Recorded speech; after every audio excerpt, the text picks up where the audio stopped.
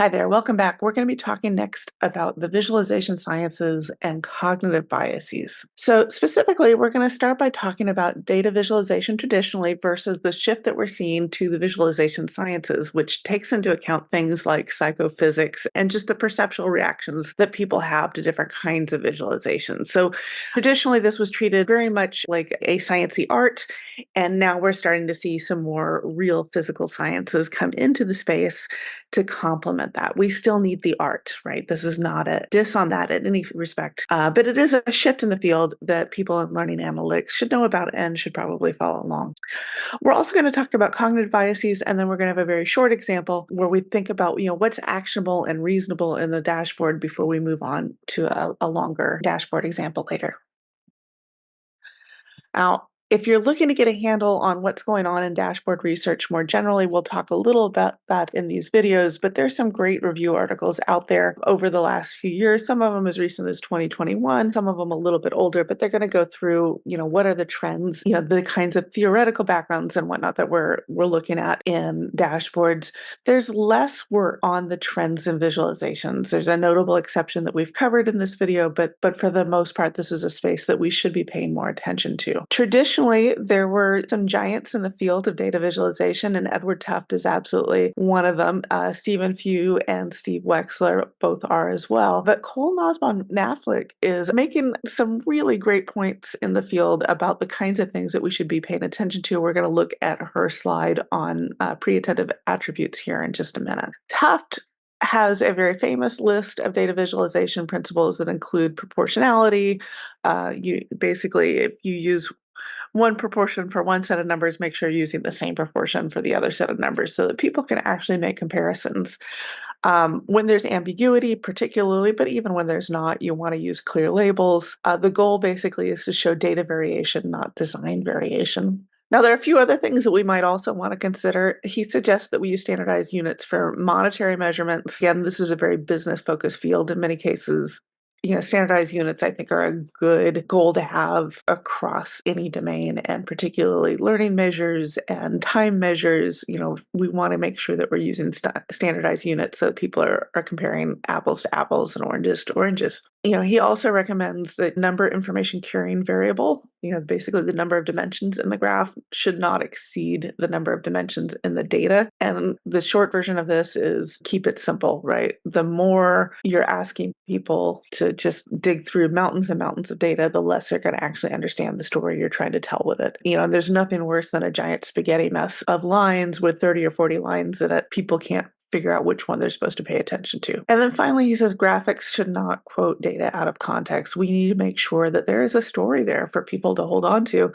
And that we're giving them a complete and honest story of what the data is. One of the things that comes out of these principles that's very often quoted is called the data-ink ratio. It is an important thing to pay attention to. It is also something that, as research on perception has increased, we need to be paying attention to accessibility issues, right? If you're looking at sort of the strict data ink ratio, what it says is we should use the minimum amount of ink to communicate the information in the data. And that might include even getting rid of all of these numbers here in the y-axis in most extreme interpretations. If all you need people to understand is, here with example B, student 17 is significantly lower than the class average, then you probably don't need these numbers. However, that's not always our goal in learning analytics, right? We actually want people to have a little more anchoring and a little more information in here. So if you were going to go with a pure data ink ratio, like I said, this example B would be the one with the highest data to ink ratio, but it turns out that we probably want a little more anchoring. And definitely in terms of accessibility, people who struggle with dyscalculia, which is, basically they describe it as the math equivalent of dyslexia, but it essentially means that there's some spatial reasoning issues that make other kinds of mathematics difficult as well. So when you have people have those kinds of backgrounds or who have other kinds of visual impairments or anything else, having these extra lines and making it easier to determine exactly whether or not this person is right at 60 or just above it, how far in between they are, This anchoring really, really helps. And if there's something like a passing grade that you want to highlight, having additional anchoring is important as well. In order to draw attention for things like that, Nussbaumer Knaflic, who we saw just a second ago, recommends paying attention to what we call pre-attentive attributes. And she's certainly not the only person to talk about it, but visualization here is from her work. So she reminds us that we can use orientation. So we have the same shape, but we change the orientation as a pre-attentive attribute. We can change the shape. We can change the line length or the width. We can change the size, the curvature. We can add marks. We can use an enclosure. And then in terms of color, we could use either hue or intensity. So we have this light gray here. We can use spatial position, and we can use motion. These things are all important to pay attention to. We're going to take just a quick second and talk specifically about some new and emerging research in the field, because it turns out most human perception seems to be logarithmic. So that means we're going to notice small differences and big differences in different ways. And this cuts across various parts of the human perceptual system. So we see neurological response rate that are different for auditory perception, for luminosity in vision, for numerical conditions, so things like distance or magnitude, for perception of heaviness when you're lifting things. All of this is logarithmic. You're going to tune out some small differences. You're going to pay much more attention to the bigger differences, bigger than the actual measurement would suggest. Now, emerging research shows that this does not always hold for autistics. For autistic people, we want to be aware of that. There may be instances where there could be additional sensory overload caused by this sort of thing, where even the small differences are perceived in a larger way than non-autistic people would perceive them. And it does hold across large parts of the visualization system. It does get influenced by other factors as well. And we're going to just give you a quick example of this. And again, I think this is going to flash a lot of information at you very quickly. But Franconi et al. Looked at different graphs. So we've got a scatter plot, a parallel coordinates plot, a stacked area, stacked line, stacked bar, donut, radar, line, and ordered line. And what you're seeing across this left-hand side of the screen is when we have a correlation of -1, right? So a perfect negative correlation moved across this range to a perfect positive correlation of +1, and the R values in between are -0.8, -0.3, +0.3, and +0.8. So these are the equivalents down this column in all of these different kinds of line charts. And then what we're seeing on the right is a study of what's called just noticeable differences. So this is when 50% of the people notice a difference. And what we see is that for positive and negative correlations, the response rate is a little bit different. There were a couple other things that they were looking at. One was whether or not you were giving somebody a bigger difference and then to go into a smaller difference, or vice versa. And that also induces some variation in how people react to just noticeable differences. How small the just noticeable difference is affected by all of those variables, not just the logarithmic pattern. Again, don't try to squint through these, but on the left here, we have these negative correlations, one with a really strong correlation, one with a weaker correlation, and one with something in the middle. And on the right, it's the same thing, right? We have a weak correlation, a strong positive correlation, and a correlation in the middle of the two. Over here, we have a positive scatter plots, just noticeable difference, and you can see that those are smaller, though not by a lot, than the negative correlations over here. So that research is all out there for you guys to explore. When you are exploring your own data, those scatter plots really are hard to beat. If you're looking at two variables, scatter plots here are going to tell you pretty quickly if you've got a strong correlation or if you have a lot of noise. For a lot of you, I'm sure this is not news. The box plots are also really good for this because it allows you to see not just the average, but the standard deviations. Histograms are always good before you do much else because you need to know how normal your data is. And if you're looking at particularly time series, it's hard to beat a line chart. Now, if you're trying to pick charts for somebody else, you're going to see that there are a lot of tools out there that are willing to help you do that, right? So if you're trying to present a distribution or visualize composition or show relationship, sources that are out there are going to give you different kinds of advice. As you will see here, that includes things like pie charts and stacked bar charts that are a little bit difficult for people to process. And so you're going to need to use some judgment with that. I'm going to walk you through a couple of really bad visualizations to explain, why the pie chart is just preferred, even though it's a really popular tool. And I'm going to start with an extreme case. This is causes of Google employee ER visits, and it very helpfully has the actual percentages in here. And basically the rule of thumb is if you have a single population that you're trying to give the distribution of, a pie chart can be okay. It's best if the sections are hitting on these 90-degree angles, and this one is not, right? So this one is at a 24%. So we know that the most likely reason a Google employee would go to an emergency room would be for bears, tigers, or honey badgers pretty quickly, but making comparisons across any of these others is going to be difficult. Now, definitely we see this emerge in other parts of people's lives. It is very difficult to convince people that one large pizza is going to give them more area than two small pizzas, because we just don't handle the area of circles as well as we handle the area of other kinds of shapes. Now, this is because when we're doing circles, we're asking people to make multiple comparisons, right? So definitely with a pie chart, we're asking people to look at the shaded area. But we're also asking them to look at arch length, which would be that outer edge on this circle or this outer edge on the wedge that we've pulled out of the circle.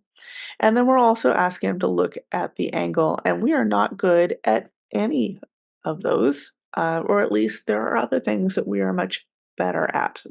So if you look at the two of these, you might think that these are basically the same size, maybe not. And even when we get them closer, it might be a little more difficult to tell. We would basically need to have them overlapping before we could see whether or not, for sure they were the same size, if not, which one was bigger or smaller. Other things that can be really tricky in visualizations include 3 dimensions. In many cases, it's going to actually hide your data. So we've lost the whole most of the row of lemons back here is just a mystery. We don't know if it's just lower than the other fruits or if it is indeed at 0 back there in the February and March columns. You'll also maybe be able to pay attention to the fact that this line here is significantly longer than this line here, because that's how you make a 3-dimensional shape look 3-dimensional. But it does add a layer of distortion, particularly if you weren't using categorical variables here. That could really distort your data. And then a third bad visualization that we have here is the stacked bar chart. And again, this is a fairly extreme example, but what you'll see here is that the variable that is probably most noticeable is this blue one across the top, right? Because these kind of even blend together in some of these color palettes. But we don't have a common starting or stopping point for these. So you would really need to actually take a shape and go across and make sure that they were all the same length in order to know whether or not this was the same. If it were the same, it's possible that we would be better off making sure that it was at the bottom. But in general, just having people make that many comparisons at one time is probably not a great idea. So what should we do instead, right? We should be paying attention to the visualization science research, particularly the research about how we process pre-attentive attributes, looking at accessibility, including color blindness, but also these other sensory processing differences that are emerging. We should make sure that we have unitization there. And then the last thing we're going to want to make sure we do is pay attention to the cognitive biases that affect our data interpretation.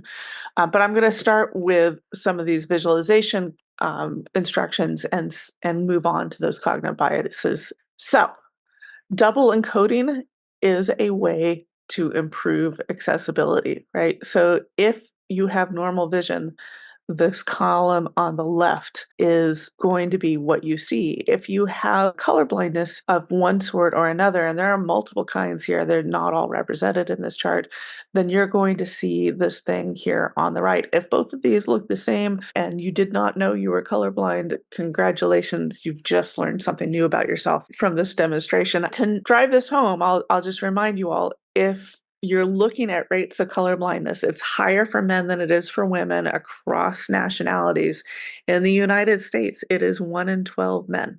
So that means in a classroom of 30 people, we might expect to have 3 students who are colorblind. So double encoding could be done with color. It could be done with color and shape. So we have the diamonds and the circles. It could be done with color, shape, and intensity. In general, what we see with these pre-attentive attributes, we're going to look at several of these here where they've been tested. Position with distance is going to be the most noticeable difference. Length is going to follow closely. Area follows that. Angle is lower, as I said before, and then the intensity is typically lower than that in terms of our ability to respond quickly. Now, this list is also from Franconi's list of suggestions. In general, one of the ones that he considers to be most important is the distortion of an axis. So we want to make sure here that if we are making a deliberate distortion, that we are very clearly mark that y-axis to show that this is not a 0 in the space, right? It's totally fair to do that if we need to show an actual difference that people can perceive, but we need to make sure that it's very, very clearly marked. For stacked bars, right, he says bars on baseline are position coded. So there is the same difference between the black and the gray bars, but only the difference in the black bars is really perceptible because of the position here in these stacked bar charts. And then here we're looking at something that looks like a 1:7 area ratio, but the length here is what we're seeing, and the area that we're seeing is actually a 1:2.5 ratio. Right, so your brain is processing 2 different pieces of information, and it's given priority to the length instead of to the area. And then here we have intensity values, and we can see that this gray dot here and this gray dot here look very different, even though they are actually the same color. But when we frame them in a darker or a lighter environment, it causes them to look like they're of different intensities. Looking at a dot plot versus looking at a stack bar or a bubble map or a slope, these are all going to give us very different reactions. We want to choose the ones that are most powerful, which would be those here at the top. Again, this is why it's hard to beat something like a scatter plot rather than the things that are lower. Other recommendations he gives you, like if you're trying to get somebody to make comparisons across pairs, and you ask them to say, hey, okay, which one of these pairs has a higher value first and then a lower value? So you can imagine you would really want to know if somebody was coming in with a really high pretest and then at the final exam scoring very low. That would be really important information. Since we have trouble making those comparisons across those pairs, what he suggests, we convert this to a delta difference and that we do above and below the line. So people can very quickly see that. We can also double encode it by changing the intensity of the graph. Another option is to go through and add the colorization on that original lollipop chart. This is going to perform slightly better than this one.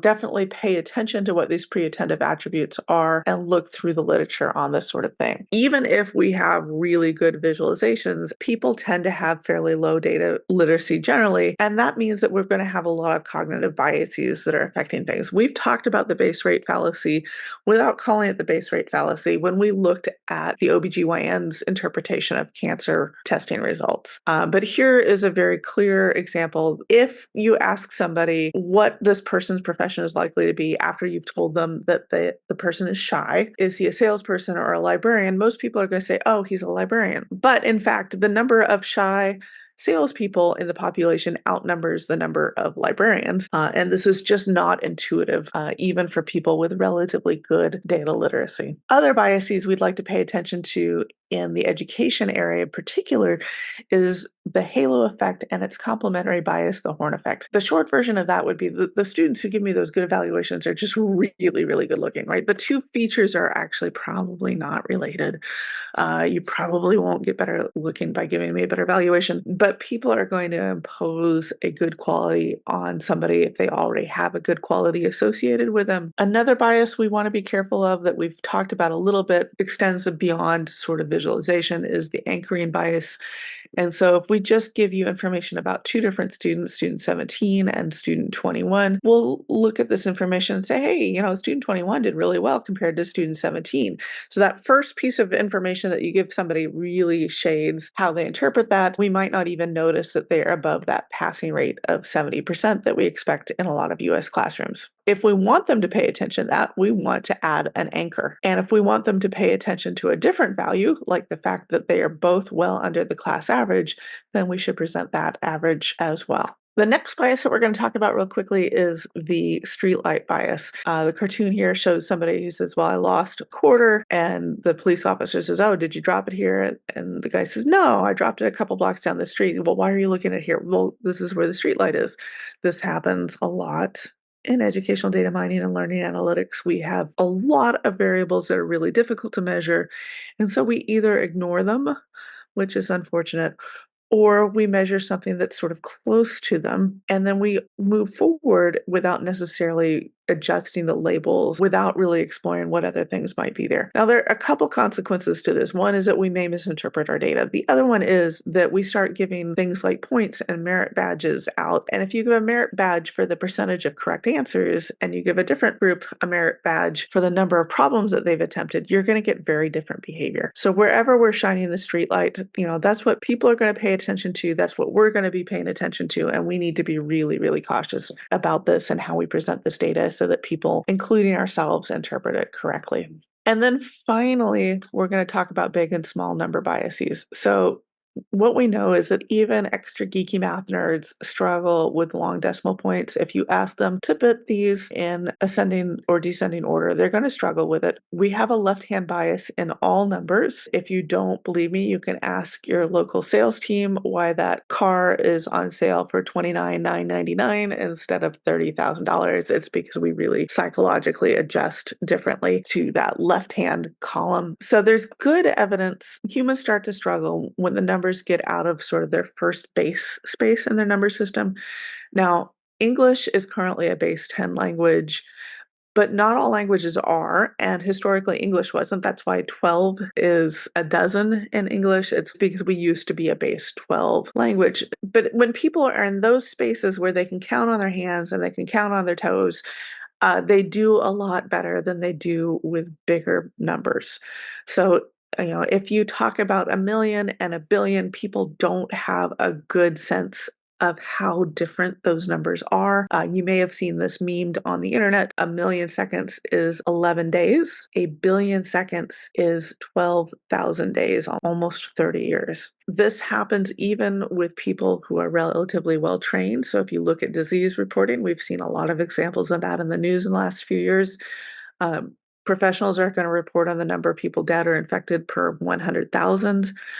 This allows us to standardize across localities the way that a percentage would without having to use a decimal place, which is still going to have that left-hand bias and affect how people order greater than larger numbers. It's also a little more interpretable, right? If there are 10 people infected per 100,000, that means that you probably won't know anybody who's sick. But when we start to hit 1,000, it means that possibly you might. So what data viz principles should we follow? When I went through with my class, we came up with a list the first year that I taught this class.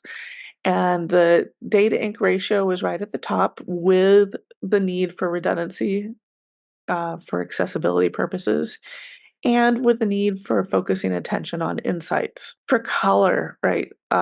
Avoid red-green contrasts and other non-accessible combinations. And then to test all of your visualizations for color blindness is just really good standard practice at this point. In terms of labeling, we want to make sure that we're intentionally using the 0 on the axis. In learning analytics, we also have an additional consideration. We want to use positive labels so that we're able to set goals.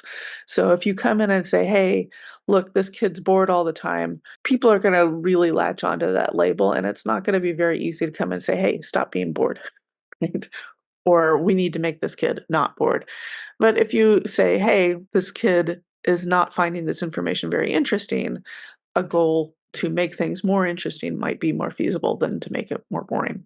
But in general, the goals here are fair representations of number. Big and small numbers need contextualizations and pay attention to the lines versus area interpretation. And then finally, we need to pay attention to uncertainty and how it's represented. So if our model only performs at 60%, that can be really good in terms of automation with a low risk intervention, right? So if everybody benefits from a little extra practice, then if we're wrong, it doesn't matter. But if we're going to do something like say, hey, this kid doesn't get opportunities, we need a model that performs a lot better. We need to make sure that that kind of uncertainty is communicated to the audience that's making those decisions.